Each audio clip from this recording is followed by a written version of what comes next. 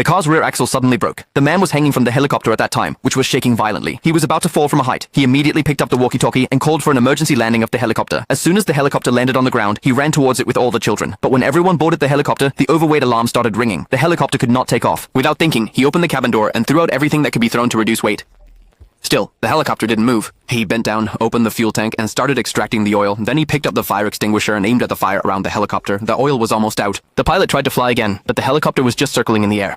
Then he saw through the window that the fire was rapidly moving towards the spilled oil on the ground. The man had to make a quick decision.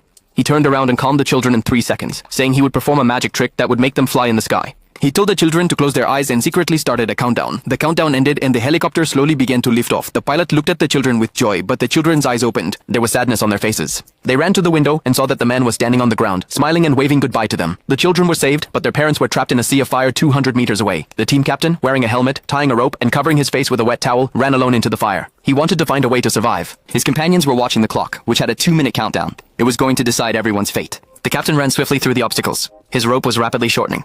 Suddenly, he tripped and fell. The riverbank was in front. He loaded the last signal flare into the gun and tried to signal his companions, but the flare got stuck and didn't come out. 2 minutes were up. Everyone's hope was shattered. The firefighters distributed fireproof blankets to the villagers, but there were not enough blankets. They even gave their extra blankets. Still, there was a shortage. The women lay on the ground covered with blankets. The men stood by their wives. Everyone was silent.